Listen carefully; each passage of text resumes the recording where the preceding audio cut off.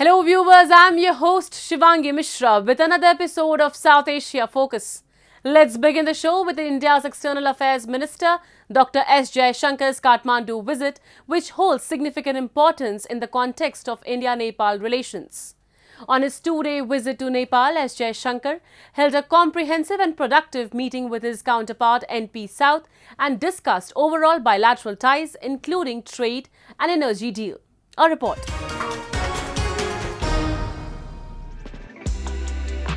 India's External Affairs Minister S. Jaishankar was on a two-day visit to Nepal to co-chair the 7th Nepal-India Joint Commission meeting, which reviewed the overall state of bilateral ties. The meeting was attended by S. Jaishankar and his Nepali counterpart Narayan Prakash Saud. The meeting aimed to boost cooperation in an array of areas including hydropower, connectivity, digital payments and trade. Nepal and India signed a power trade agreement to facilitate Kathmandu exporting 10,000 megawatts of hydroelectricity to India over the next 10 years. The deal is expected to draw investment to the cash-strapped Himalayan nation. Nepal's rivers cascading from the Himalayas have the potential to generate about 42,000 megawatts of electricity, but due to the lack of technical know-how and funds in the country, they produce less than 3,000 megawatts now. India, which has a short-term electricity trading deal with Nepal, is investing billions of dollars in infrastructure including hydropower plants. Indian Prime Minister Narendra Modi and his Nepali counterpart Pushpa Kamal Dahal agreed the long-standing power trade deal agreement last year, which would be key to attracting investment in Nepal's hydroelectric sector. Indian companies are at various stages of negotiating with the Nepalese government to construct power plants that could produce a total of 8,250 megawatt, attracting billions of dollars.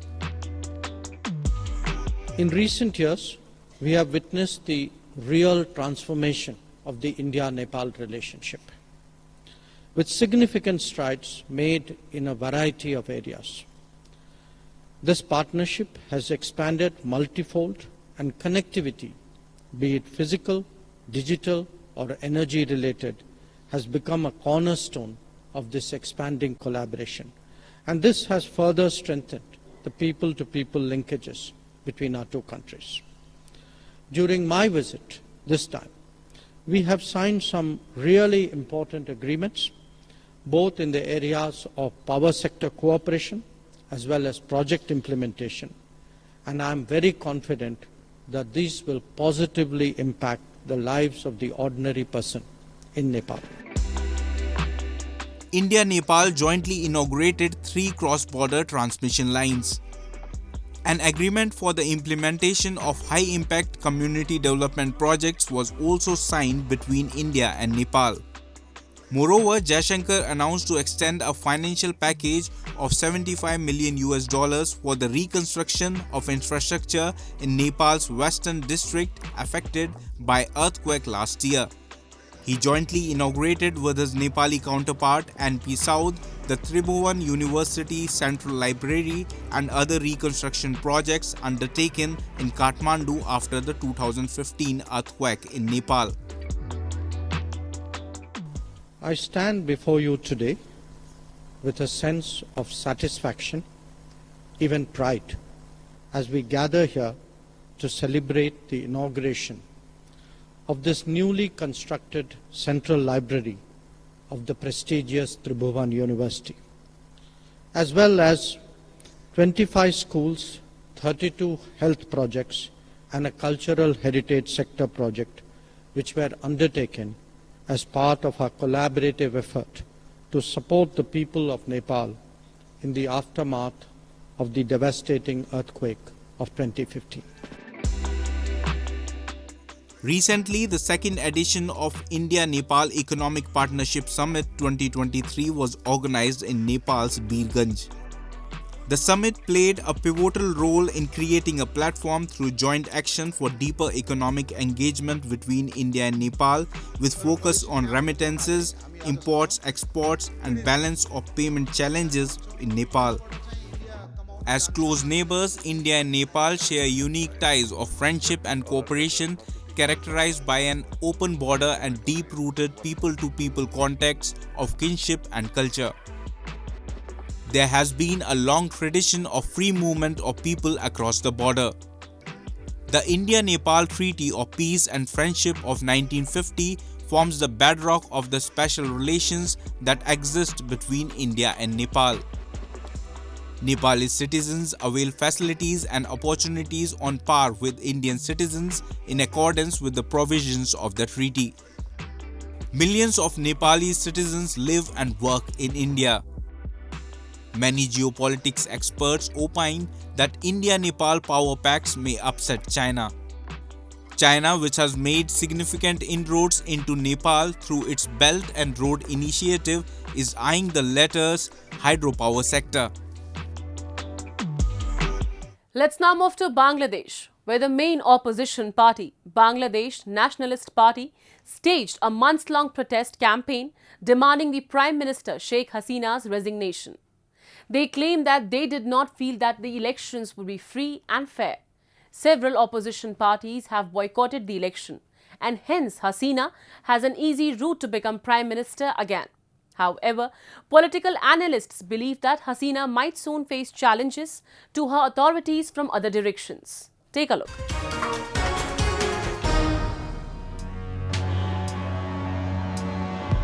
Bangladesh will hold national elections on January 7. Prime Minister Sheikh Hasina is seeking a fifth term, the fourth time in a row, while the country's main opposition party, Bangladesh Nationalist Party, has boycotted the election, demanding an interim caretaker government. Sheikh Hasina, however, refused to cede power to a caretaker government to run the poll. BNP leaders are claiming that they do not feel that the elections will be free and fair. Moreover, they are saying that millions of the party members are facing a government crackdown, even though none of them are running in the general election. Almost 300 fictitious cases. They're totally false and they're totally concocted cases that has been filed against our party workers and leaders, and 25,000 of our party leaders and workers, starting from our Secretary General down to the grassroots level, have been taken into custody. Tens of thousands of supporters of Bangladesh's main opposition party took to the streets of the capital on December 16th, defying fears of being arrested ahead of country's national election. Protesters set a train on fire on December 19 that killed 4 people, including a mother and child. Hasina and her Awami League have repeatedly condemned the BNP as troublemakers out to ruin the elections. On the other hand, Hasina's critics are saying that the election has turned into a one-woman show. আশা করি রাজনৈতিক সব দলেরই উচিত ভোটে নির্বাচনে অংশগ্রহণ করা, তাহলে নির্বাচন সুষ্ঠু হবে। না হলে এক দল বা দুই দল নির্বাচনে অংশগ্রহণ করলে সেটা সুষ্ঠু নাও হতে পারে, অনেকে মনে করতে পারে। তাই সব দলই উচিত যে নির্বাচন করার জন্য। The BNP contested the last election but kept out of the fray in 2014. Sheikh Hasina has served 4 terms as Bangladesh's Prime Minister, 3 of them consecutively since 2009. In her past 15 years in power, Sheikh Hasina has been credited with turning around the economy and the massive garments industry. However, since the Russia-Ukraine war boosted, the economy has slowed down sharply. On the streets, voters say they want a fair poll, but more importantly, they want economic stability. এই দ্রব্যমূল্যটা যদি সীমিত রাখে তাহলে সারা জীবন এই সরকার থাকুক, আমাদের কোনো আপত্তি নেই। আর এই সরকার যা উন্নত করছে বাংলাদেশে, কোনো সরকার করব এটা আমার জানা না যে করতে পারবো। Seemingly, Sheikh Hasina has an easy route to become Prime Minister again. However, she might soon face challenges to her authority from other directions. A $4.7 billion loan from the International Monetary Fund has already been requested by Dhaka in order to prevent a balance of payments crisis. In order to support economic growth, the government will probably need to implement some strict policies following the elections. Time now for Asia This Week, the stories from across the continent.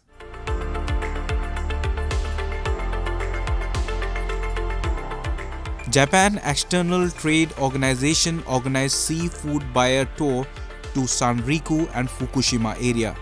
In these sea areas, warm current and cold current meet and provide rich fishery resource. 7 buyers participated from USA, Canada and Singapore.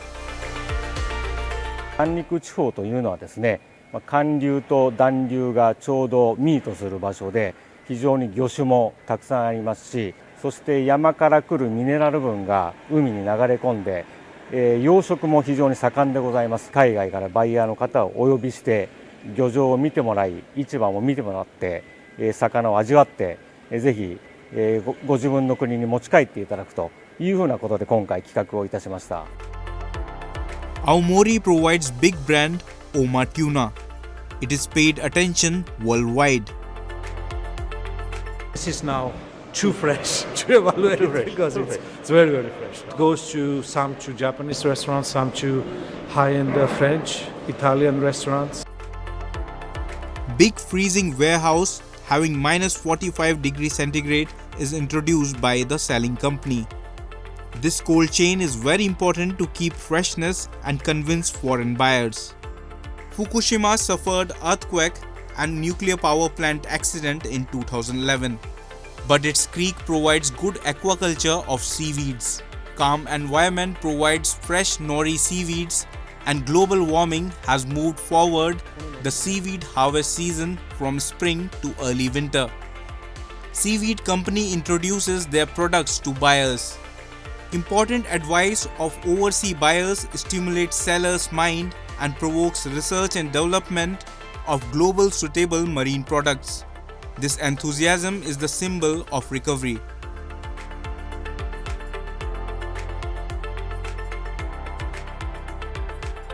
Coastal area of Iwate was damaged by tsunami in March 2011. To prevent damages by tsunami, big tide embankment was built. Miyako Fish Market was attacked by tsunami, by which most of buildings were washed away. Newly rebuilt market prepares digital equipment. Quantity of landed fish is gathered and shared by tablet device of sellers. Buyers visited marine product company and were introduced its facility. Buyers tasted marine products of Iwate, oysters, scallop, abalone and octopus. Every product attracted them. The port of Ishinomaki was damaged by tsunami in March 2011. It was recovered 8 years ago and is currently the place where the 5th largest amount of fish landing is made in Japanese fishing ports. Length of harbour is 875 meters. It is Guinness World Record. Throughout the year, various fishes and Sanrico marine products are landed. Especially Kinka mackerel is penetrated as world brand. In winter, fat and oily mackerel is entitled Kinka brand. 特にそのホタテの部分に関しては大きいサイズも含めて買いたいものがたくさんありますので、商談会とかでもメールのやり取りも含めて今進めている段階です。水温の変化で取れる業種も変わってきているというところがありますので、まだ知られてないような情報とかを収集をしてさらに輸出の幅を広げていけたらいいかなと思っています。Japanese sellers have desire to catch up export demand and world buyers provide it. It is the best opportunity to learn deeply each other and develop new killer product.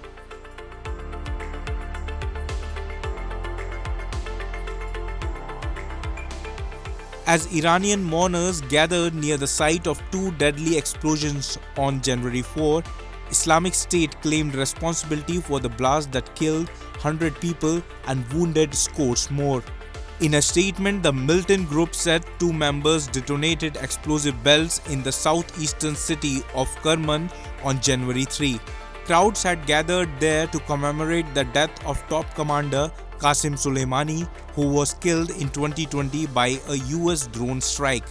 Tehran had earlier blamed the blast on terrorists and vowed revenge for the bloodiest attacks in Iran since the 1979 revolution.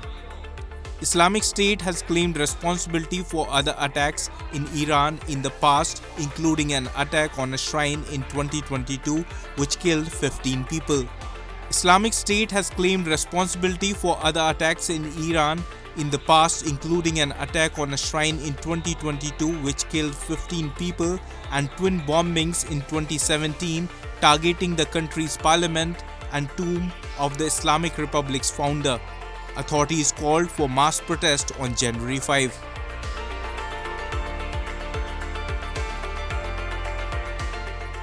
Moving on.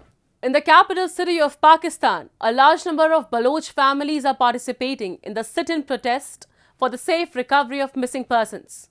The majority of participants are elderly people, women and children, all of whom are relatives of victims of enforced disappearances. Dr. Maharang Baloch, who is leading the protest against extrajudicial killings, is facing both physical and mental torment by Pakistani security forces. However, the ongoing Baloch protests are posing a significant challenge to those who are sitting in power. A report.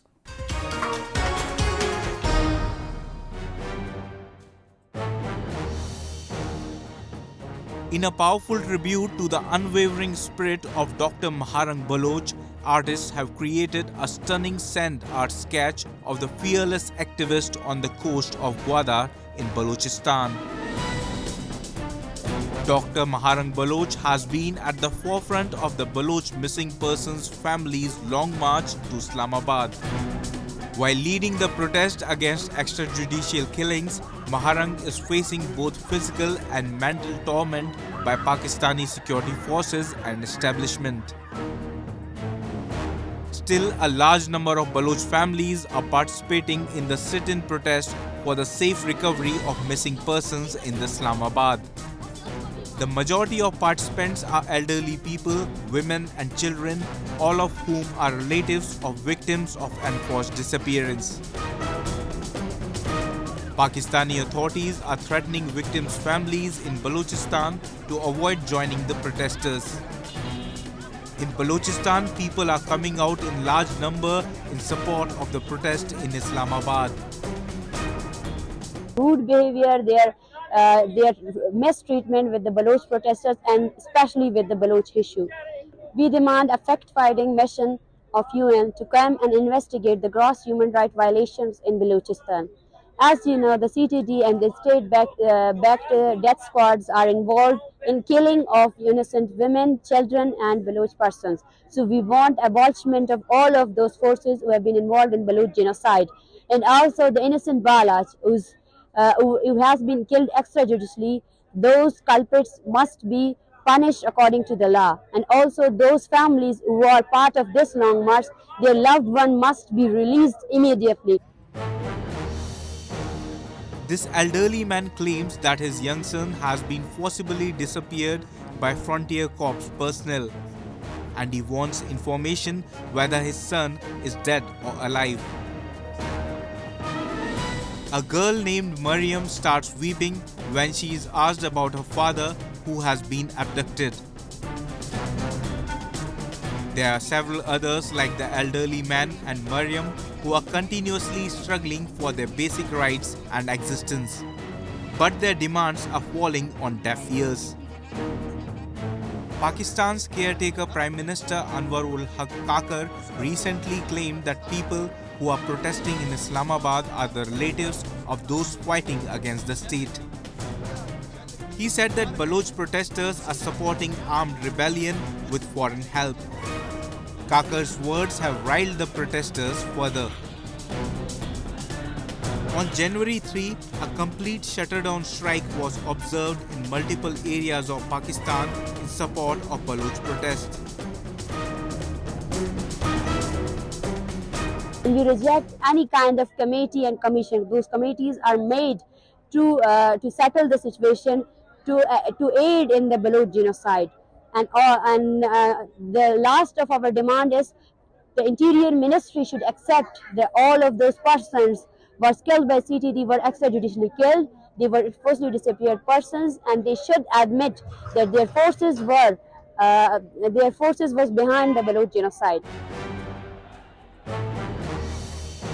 The march between Balochistan's Turbat and capital city Islamabad embodied people's suffering and hopelessness, resilience and frailty, history and future. At this critical juncture, the future of Balochistan is difficult to predict and depends on a variety of factors. But currently, Baloch protests are undoubtedly posing a significant challenge to Islamabad.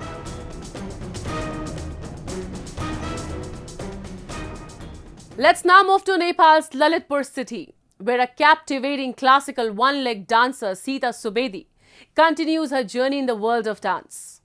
Sita Subedi faced numerous obstacles, but her love for dance propelled her to overcome every hurdle on her path. Her journey is an embodiment of resilience, breaking barriers in the world of dance and inspiring countless others to follow their dreams, no matter the obstacles. Take a look.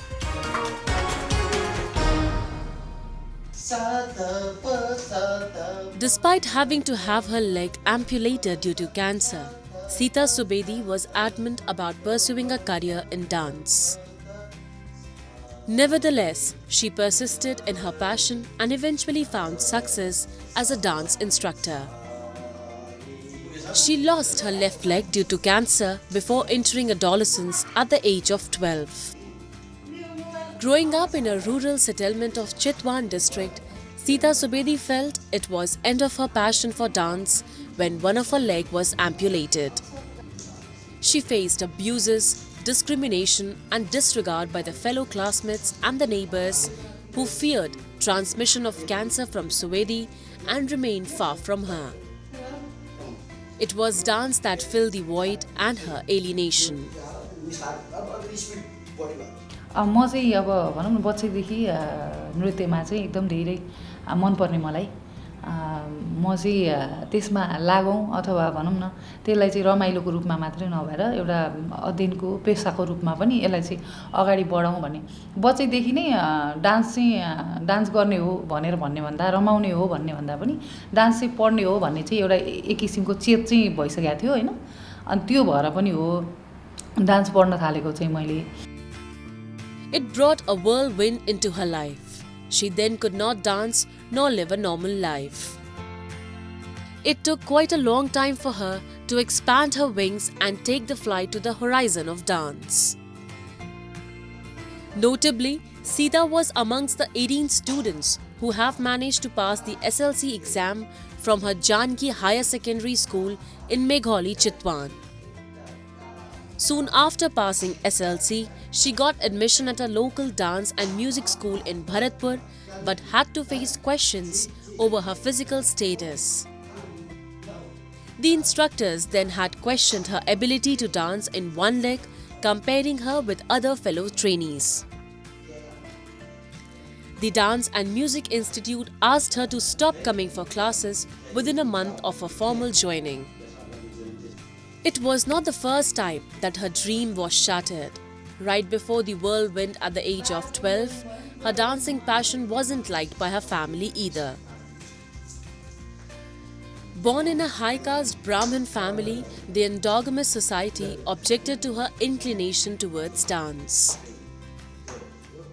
म चाहिँ SLC दिइसके पछाडि चाहिँ म अब आफैलाई खोज्न थालेँ के त्यति बेला चाहिँ बल्ल मैले अब आमा बुवाको सुन्नु परेन मैले आफूले चाहे जस्तै गर्न पाउने अवस्थाको चाहिँ सिर्जना भयो त्यसैको लागि पनि म घरबाट नजिकै भएको स्कुलमै कलेज भएको पढ्नु पर्ने ठाउँमा त्यो छोडेर चाहिँ म भरतपुर आएर वीरेन्द्र क्याम्पसमा चाहिँ भर्ना भएँ अनि त्यहाँ भर्ना भएर पढाइ पनि गर्दै पढाइ त बुवा आमाको इच्छा हो मेरो इच्छा भन्दा पनि पढ्नु पर्छ भन्ने कुरा चाहिँ पहिल्यैदेखि नै थियो अनि त्यो पढाइ सँगसँगै नृत्यलाई म्युजिकलाई पनि लिएर जान पाए कस्तो हुन्थ्यो भन्ने चाहिँ थियो के मलाई अनि खोज्दै हिँड्ने म चाहिँ त्यस्तो ठाउँ कहाँ हुन्छ हैन त्यो पढाइ कहाँ हुन्छ भनेर खोज्दै हिँड्ने के त्यति बेलादेखि नै. After years of devotion and passion, Subedi in the year 2018 became the gold medalist in dance subject.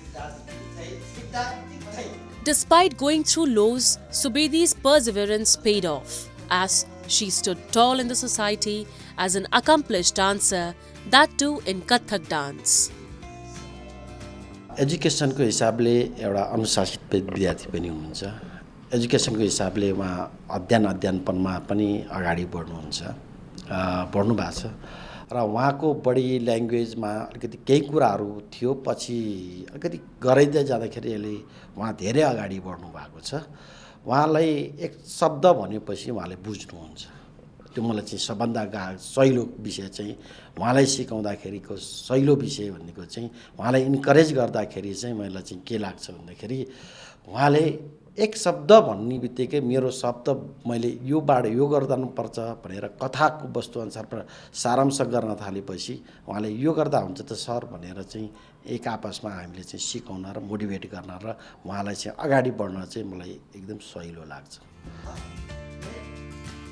On top of that, her unwavering passion for dance also has made her an acclaimed dance instructor, now teaching Kathak to half a dozen students at studio. Subedi's story reminds many of a Bollywood biographical movie, Nache Mayuri, made in 1986, starring Sudha Chandran. Sita Subedi lost her leg, but it didn't stop her from standing tall. And with that, we come to the end of this week's episode. See you next week. Goodbye and take care.